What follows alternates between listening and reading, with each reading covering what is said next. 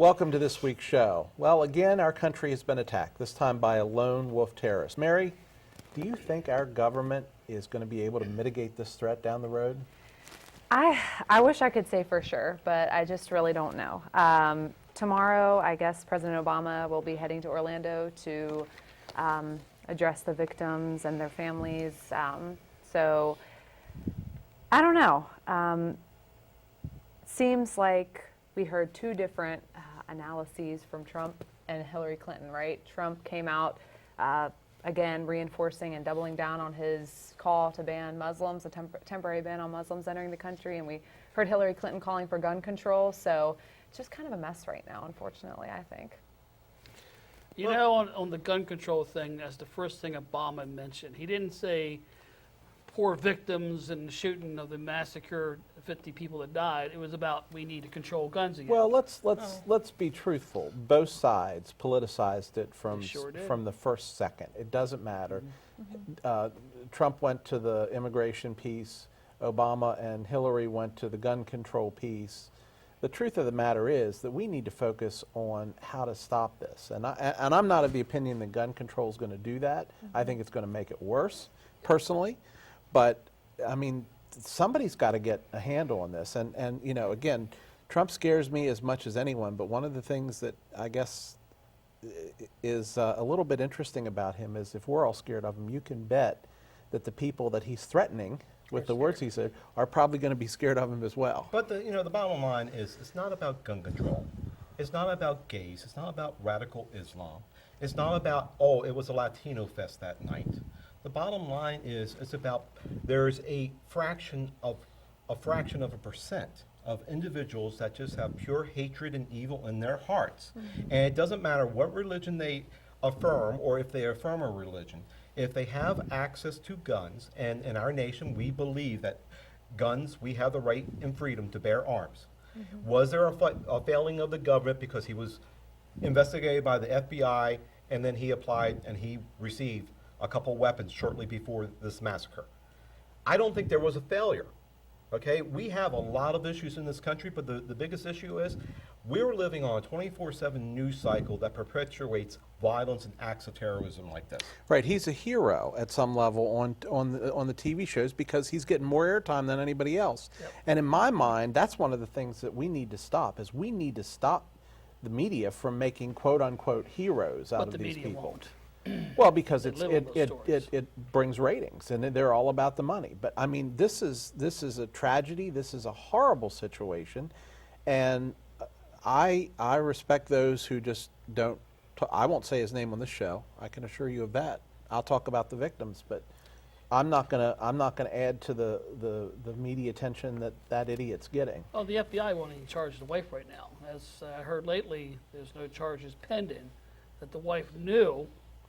But would we not make the wife a martyr, a living martyr, if we charge the wife in this instance? She needs to be charged. Well, so she needs that needs to be investigated. I think you don't charge anybody, and I don't know that we have the facts on this on this panel at this moment in time to say that she should or she shouldn't be. But I guarantee, I think everybody that's connected to him needs to be looked into and see what's going on. And this man, this monster, had a history of domestic violence. Monster's a good word. Had a history of domestic violence. So, you know, right off the bat, you might say, yeah, well, I think she should be charged, especially if she knew about it and she did nothing about it. But if this monster has had a history of domestic violence, she could have been afraid to come forward. I mean, put yourself in her shoes. And I'm not saying that she shouldn't be charged. I'm saying that, we still have a lot of discovery to do in this. But, you can sit back and you say, oh, well, Rudy Giuliani says, well, we should bug the mosque and find out what's going on in the mosque. Well, that's a mistake. I'm sorry. Whatever house of worship you choose to attend, okay, whether it be a Baptist, Catholic, or a mosque or a synagogue, it shouldn't be under government surveillance on the inside. Now, if they want to have people camped out outside and record who's walking in, who's walking out on a open road, that's their decision to do so. But what's being preached within that synagogue or mosque, that's solely up to whoever's behind the pulpit there. Well, what if they're using the synagogue for acts of terrorism planning, and they're just covering it up? Then send people in undercover. So Henry mentioned an interesting point that was on my list of things to discuss tonight, and that's the fact that in his mind it wasn't anything about homophobia. Some of the news media are reporting that they believe it was. Jim? I don't think it was. Mary, what are your thoughts? No, I don't think that, I mean, I think that there's a certain component that may have been, you could relate to homophobia, but the truth is that the Islamic faith considers homosexuality an abomination. So Punishable by death. right, very bad and horrific deaths.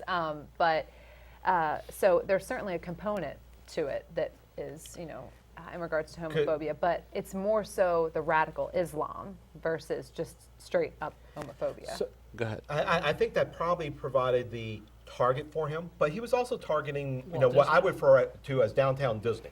Okay, that was another area and that is also a soft target. Having been down to Disney, it's a really easy place to get in and out of, and there is no security around there. And he could have done a whole lot more damage if he would have stepped onto the Disney property than stepping into the nightclub there. Well, you maybe. I mean, my guess is Disney has more security there than you might think. I think he was going for the most media attention, which was a gay nightclub. You think about it.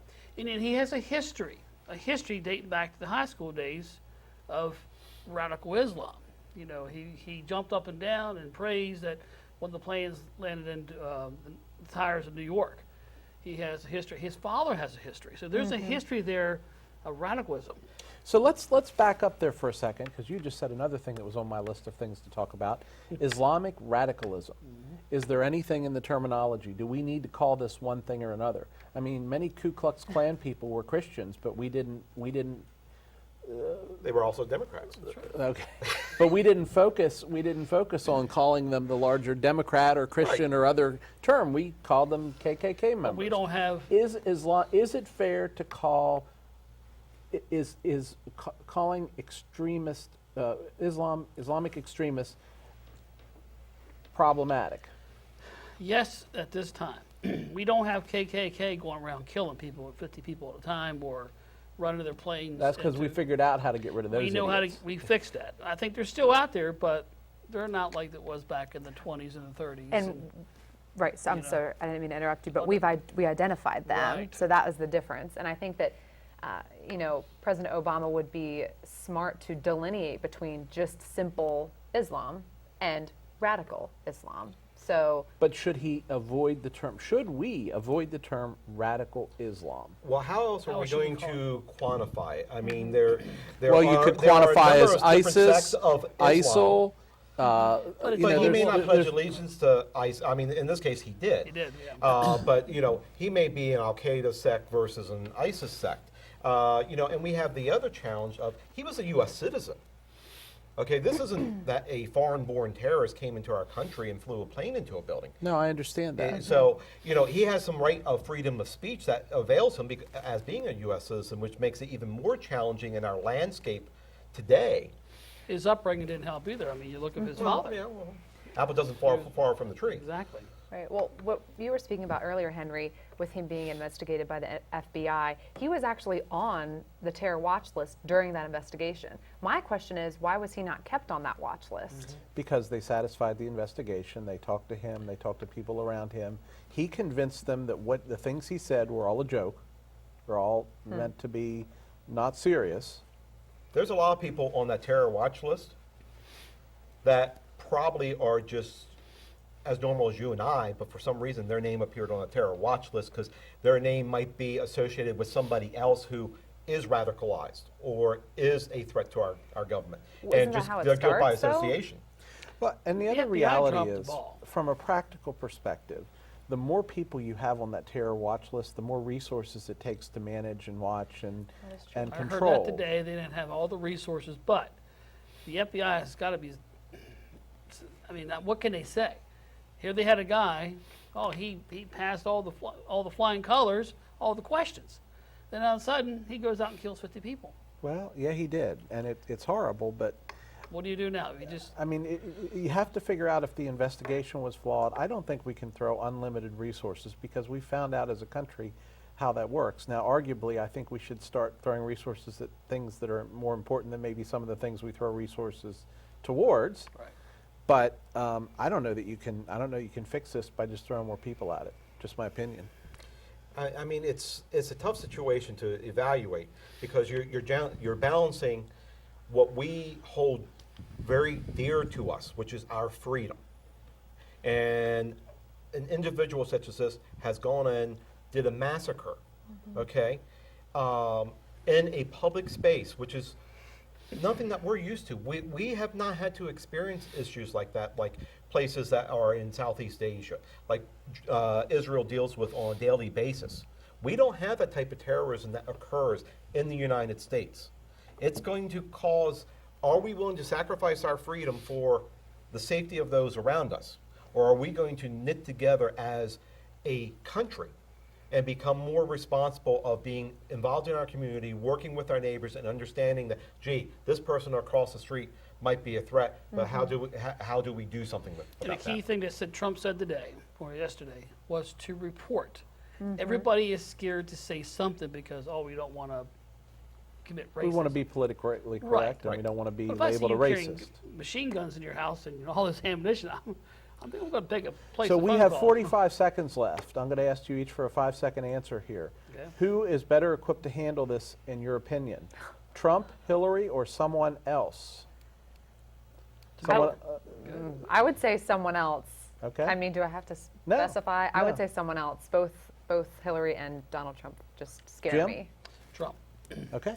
Of the two viable presidential candidates, Trump. Okay. I'm going to have to go with Trump too. So, and that's a scary thought, ladies and gentlemen. Next up on the flip side, our weekly election update. What should you know? What is going on this week? We're back in 3 minutes. Stay tuned.